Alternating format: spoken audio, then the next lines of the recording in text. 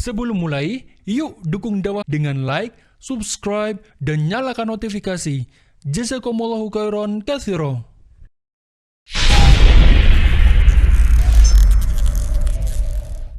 Bismillahirrahmanirrahim. Rabbi shrah li sadri wa yassir li amri wahlul 'uqdatam min lisani yafqahu qawli. Rabbi zidna ilma warzuqna fahma. Assalamualaikum warahmatullahi wabarakatuh.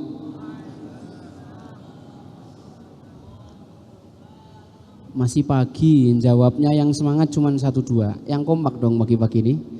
Udah pada sarapan belum? Belum. Jawab yang semangat ya, cek lagi. Assalamualaikum warahmatullahi wabarakatuh.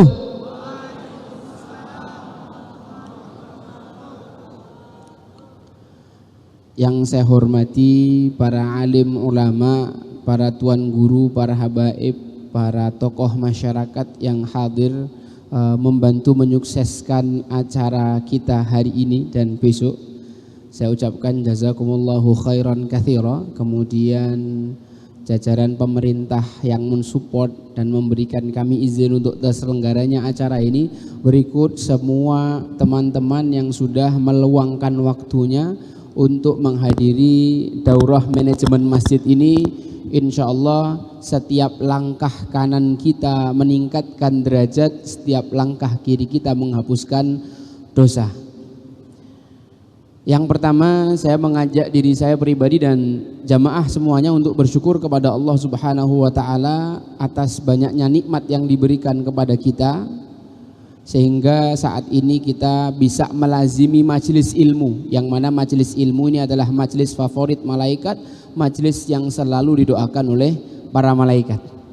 Yang kedua, salawat dan salam kita haturkan pada baginda Nabi Muhammad sallallahu alaihi wasallam yang dengan tetes darah, tetes keringat, tetes air mata, full power, full heart dan full time, semuanya yang beliau miliki, yang terbaik dari diri beliau digunakan untuk memajukan agama Islam kita ini. Kalau kita mohon maaf ya, perbandingan antara Nabi kita Nabi Muhammad sallallahu alaihi wasallam dengan kami yang di depan ini, mungkin kalau kami menggunakan sisa waktu, sisa tenaga, sisa pikiran untuk memperjuangkan Islam, tapi kami pinginnya menang ya kan, ini susah ini.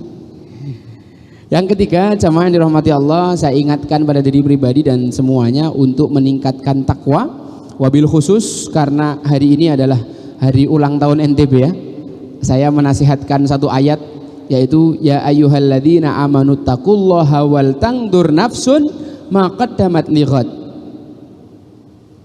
Wahai orang yang beriman, bertakwalah kepada Allah. Kita ini orang beriman dipanggil. Kalau orang mendengar kata ya ayyuhalladzina amanu fastami'ulah, perhatikan baik-baik karena Allah mau menyampaikan satu hal yang penting yang diseru orang beriman. Perintah pertamanya ittaqullah, bertakwalah kepada Allah, laksanakan perintah, jauhi larangannya. Perintah kedua wal tangdur nafsun ma qaddamat lighad, perintah ketiga wattaqullah lagi. Satu perintah ini diapit dua perintah takwa. Satu perintah ini diapit dua perintah takwa. Perintah apa? Perintah untuk muhasabah. Ulang tahun itu berarti bukan bertambahnya umur tapi berkurangnya umur. Pertanyaannya, apakah kita bisa mengevaluasi yang kemarin untuk menjadi rencana kita di masa yang akan datang, sehingga setiap harinya apa yang kita alami, setiap harinya apa yang kita jalankan lebih baik. Jamaah yang dirahmati Allah, saya jatuh cinta sama Lombok karena ketika datang ke Lombok ini, Masya Allah Pak, masjid banyaknya luar biasa. Saya dapat informasinya yang terdata itu 8.000 masjid, dan di sini tidak ada masjid yang kecil Pak. Kalau Masjid Muslim United itu cuman food court kecil gitu, dalam waktu 3 hari kita jadikan masjid, kita kasih karpet, kita kasih mimbar, terus dipakai sholat. Setelah itu pindah toko, kita bongkar jadikan masjid. Itu Masjid Muslim United. Kalau orang datang pertama kali nanya masjidnya yang mana, tapi kalau saya ke Lombok udah fix semua bangunan masjid ya bentuknya masjid. 8.000 masjid. Nah ini seandainya kita bisa mengambil pelajaran dari yang sudah, kemudian kita bisa menjadikan masjid-masjid ini sebagai tempat untuk memajukan Islam, maka akan terjadi hal yang sangat luar biasa di Lombok ini. Jamaah yang dirahmati Allah Subhanahu wa taala, saya mulai dengan satu hal. Saya berdiri boleh?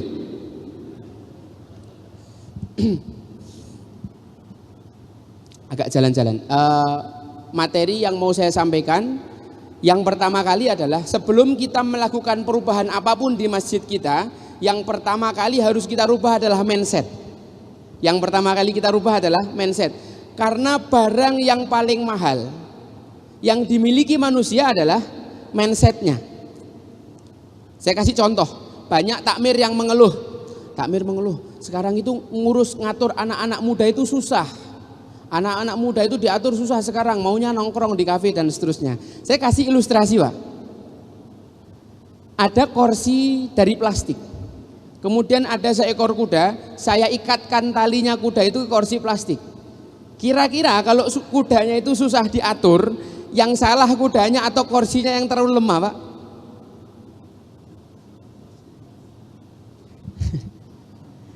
Kalau kita pohon kurma yang kokoh, kita talikan kuda di atas ke pohon kurma, itu kuat enggak? Kuat. Tuh. Kemudian berikutnya mindset. Satu ekor kuda itu bisa menarik beban 2 ton. 2 ekor kuda itu bisa menarik 23 ton. Apa pelajarannya? Dengan berjamaah, dengan bekerja sama kita jadi lebih kuat.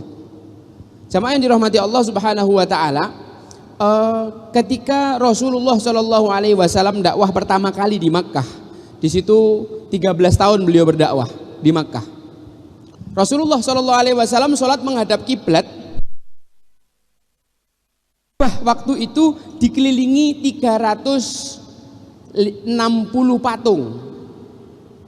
Rasulullah sujud dengan hati yang perih. Kalau seandainya Rasulullah Shallallahu alaihi wasallam itu mau menghancurkan berhala-berhala, maka beliau akan melakukan hal seperti yang dilakukan Nabiullah Ibrahim alaihi salam. Dihancurkan berhalanya satu persatu, kampaknya dikalungkan kepada Hubal yang paling besar. Tapi yang pingin dihancurkan bukan berhalanya, yang pingin dihancurkan adalah berhala mindset. Beliau sabar. Kalau seandainya berhala dihancurkan waktu itu, maka orang akan membenci Islam karena agama Islam itu frontal. Dakwah Islam tidak frontal. Rasulullah Shallallahu alaihi wasallam 21 tahun menyusun kekuatan, hijrah ke Madinah, membangun masjid, mempersaudarakan Muhajirin dan Ansor, memperkuat ekonomi, mengirim intelijen di setiap tempat, menguatkan militer sampai di tahun ke-8. Tahun ke-8 Fathu Makkah, beliau membawa 10.000 orang di bawah bendera beliau. Makkah dalam kondisi lesu, kalah, lemah. Kalah perang Badar, kalah perang Uhud, perang Ahzab, sudah investasi untuk 10.000 pasukan, kalah lagi. Mentalnya orang Quraisy itu down. Sedangkan mentalnya para sahabat sangat tinggi karena merasa bersama dengan Allah Subhanahu wa taala. Tapi di hari Fathu Makkah tidak ada darah yang ditumpahkan oleh Rasulullah Shallallahu alaihi wasallam, karena memang dalam mindset Islam perang itu bukan untuk membunuh. Perang itu adalah untuk menyebarkan kedamaian. Rasulullah Shallallahu alaihi wasallam nanya sama orang Quraisy, wahai sekalian masyarakat Quraisy, apa pendapat kalian tentang saya? Orang Mekah mengatakan, engkau adalah saudara kami yang baik, anak dari saudara kami yang baik. Rasulullah mengatakan, idhabu wa antum tulaqo, pergilah kalian semua saya bebaskan. Siapa yang masuk ke dalam rumah dia aman, siapa yang masuk ke rumah Abu Sufyan dia aman, siapa yang masuk masjid dia aman. Aku mengatakan seperti perkataan Yusuf, tidak ada celah bagi kalian hari ini, semoga Allah mengampuni kalian. Maka tangan yang kemarin menyembah berhala, tangan yang memberi sesaji kepada berhala, tangan yang melumuri berhala dengan darah sebagai bentuk persembahan, di hari Fathu Makkah tangan yang sama itu bersama-sama dengan Rasulullah menghancurkan berhala yang kemarin masih disembah. Apa yang dihancurkan oleh Rasulullah SAW? Berhala mindset. Ini yang ingin saya tekankan. Nanti sepanjang materi yang saya sampaikan, saya ingin jamaah bisa mendapatkan pencerahan tentang mindset. Karena sebelum, kalau cuma sekedar mengikuti program Muslim United, mengcopy paste program Masjid Jogokarian atau masjid manapun, bukan seperti itu cara kerja dakwah. Dakwah bukan copy paste. Dakwah itu adalah tentang analisa. Kemudian analisis yang kuat itu dibangun di atas ilmu atau mindset yang kuat. Teman-teman sekalian dirahmati Allah, saya kasih kata kunci. Buat teman-teman muda atau para senior takmir masjid.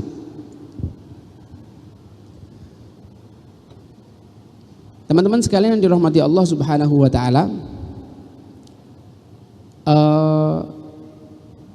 bagi teman-teman muda ataupun para takmir sekalian, kita harus tahu bahwa dakwah ini adalah misinya para nabi dan rasul. Nanti membuat masjid hanya bagian dari dakwah, tapi dia menempati posisi yang sangat esensial. Dakwah ini adalah tugas setiap di antara kita. Kita disebut khairu ummah karena kita ta'muruna bil ma'ruf wa tanhauna 'anil munkar. Setiap nabi diperintahkan untuk dakwah, dan Allah telah memberikan contoh-contoh nabi yang luar biasa dalam berdakwah. Contoh Nabi Nuh, 950 tahun dakwah, pengikutnya tidak sampai 50 orang. Apakah yang di sini dakwah udah ada yang sampai 950 tahun? Dakwah itu butuh pengorbanan. Kita lihat Nabiullah Ibrahim alaihissalam, beliau masuk ke dalam api, istrinya ditinggal di padang pasir, anaknya disembelih, semua keluarga ini berkorban untuk dakwah. Nabi Musa alaihissalam menghadapi orang paling jahat di dunia, yaitu Fir'aun, bapak angkatnya sendiri. Beliau hutang budi sama Fir'aun. Temannya cuma satu, Nabiullah Harun alaihissalam, harus dikejar-kejar sama pasukan Fir'aun yang membunuh bayi. Dakwahnya Nabi Ayub alaihissalam, sakit selama puluhan tahun. Dakwahnya Nabi Yakub, menyabari 12 anak yang nakal semua. Dakwahnya Nabi Yunus sampai ditelan ikan paus. Dakwahnya Nabi Zakaria dan Nabi Yahya sampai mereka berdua harus wafat karena dibunuh. Lalu Nabi kita Muhammad sallallahu alaihi wasallam melanjutkan rantai dakwah itu. Cuman bedanya, kalau nabi-nabi terdahulu itu dakwahnya adalah tugas bagi sang nabi, bukan kewajiban bagi umatnya. Adapun kita, umat Nabi Muhammad sallallahu alaihi wasallam mendapatkan kewajiban untuk dakwah. Mengajak orang amar ma'ruf nahi mungkar. Maka kita lihat bagaimana sejarah dakwah Nabi Muhammad SAW. Beliau dimusuhi, dipukul, dicaci, dihina, diludahi, dilempar tai onta dan lain sebagainya. Kita semua belum ada yang mengalami itu. Dan ketika dakwahnya Rasulullah SAW yang ada di Makkah itu sudah tidak bergerak lagi, Allah perintahkan kepada Nabi kita SAW untuk hijrah ke Madinah. Nah inilah, ketika Nabi kita Muhammad SAW hijrah ke Madinah, ada 3 hal penting yang beliau lakukan. Ini adalah pondasi peradaban. Ada 3 hal penting yang beliau lakukan, dan 3-tiganya ini adalah pondasi peradaban. Silahkan dicatat. Yang pertama kali beliau lakukan adalah membangun masjid. Rasulullah SAW bersabda, "Man bana masjidan banallahu lahu baitan fil jannah au kama qol." Siapa yang membangun masjid, maka Allah akan bangunkan untuk dia rumah di surga. Kita masuk ke topik mindset. Pertanyaannya, Rasulullah SAW membangun fisik masjid yang megah atau membangun fungsi masjid yang kuat? Pertanyaan saya, Rasulullah membangun fisik masjid yang besar, megah, mewah, atau membangun fungsi masjid dulu? Membangun fungsi. Maka saya tekankan, ini saya kasih garis bawah kepada jamaah semua, ketika kita berbicara masjid, maka kita berbicara tentang fungsinya, bukan bangunannya. Bangunannya megah mewah seperti masjid ini, tafadhol, tapi fungsinya harus lebih besar. Fungsinya harus lebih besar. Rasulullah Shallallahu Alaihi Wasallam menjadikan Masjid Nabawi sebagai ruang tamu, tempat menerima tamu, tempat melatih anak muda bela diri, tempat latihan perang, tempat mengikat tawanan, tempat Rasulullah SAW mendidik anak-anak SD, SMP, SMA sampai kuliah, semua kampusnya di masjid sama Rasulullah Shallallahu Alaihi Wasallam. Masjid bukan cuma untuk sholat 5 waktu, mohon maaf. Ada masjid-masjid di sekeliling kita yang cuma dipakai sholat 5 waktu, selain waktu sholat dikunci. Toiletnya tidak boleh dipakai. Ketika pembangunan, Masya Allah galang dana Pak. Warga sekitar diminta dana. Begitu masjidnya jadi, ada COVID-19, hilang masjidnya itu Pak. Ketika jamaahnya butuh itu, tidak ada yang tahu. Mohon maaf, siapa di sini yang pernah mendengar apa fungsi dibuat menara masjid yang dilakukan oleh aslafun as-soleh? Apa fungsinya menara masjid? Supaya para muadzin itu naik ke atas menara, ngecek rumah mana yang tidak keluar asap, berarti dia tidak bisa masak hari itu. Dia ngecek Baitul Mal, oh di Baitul Mal ada dana banyak, ada makanan banyak. Didroplah makanan itu ke tempat rumah-rumah yang tidak mengepulkan asap tadi. Fungsi menara zaman dulu. Sekarang ini masjid-masjid di Lombok lomba-lomba tuh, menaranya ada yang 100, ada yang 114. Kita menunggu sampai nanti masjid ini mengeluarkan fungsi aslinya. Ya, masjid yang menaranya paling tinggi harus paling kaya Baitul Malnya, yang harus paling mampu membackup warga-warga yang membutuhkan di sekitarnya. Teman-teman sekalian dirahmati Allah Subhanahu wa taala, masjid adalah bangunan yang Rasulullah Shallallahu Alaihi Wasallam buat, ya. Fungsinya menjadi rumah bagi keimanan. Seperti kita nih, kita bapak-bapak yang sudah berkeluarga, punya rumah, di dalam rumah itu ada istri, yang mana setiap kali kita punya permasalahan di luar rumah, maka pulang ke rumah artinya masuk ke dalam surga, baiti jannati, ketemu sama keluarga. Semua hal-hal yang menjadi permasalahan kita di luar rumah selesai di dalam rumah, menjadi tenang, menjadi sakinah ketika kita sudah masuk ke dalam rumah. Sebagaimana fisik kita ini membutuhkan rumah, maka hati dan iman kita pun juga membutuhkan rumah. Ya. Hati dan iman kita pun membutuhkan rumah. 13 tahun Rasulullah Shallallahu Alaihi Wasallam di Mekah itu mendidik keimanan para sahabat. Diceritakan kisah-kisah keimanan setiap hari. Maka ketika para sahabat radhiyallahu anhum itu sudah tertanam keimanan di dalam diri mereka, mereka membutuhkan rumah. Rumah untuk keimanan, bukan rumah untuk fisik. Coba ketika terjadi bencana di tsunami di Aceh tahun 2006, ya. Oh 2004. Kemudian ada likuifaksi, ada tsunami juga di Palu 2018, ya. Itu orang yang lari dari bencana, yang paling baru di Semeru, orang yang lari dari bencana biasanya larinya kemana? Kemana? Ke masjid. Kenapa ke masjid? Karena hati kecil manusia yang masih memiliki iman itu menyadari bahwa rumah dia adalah di masjid.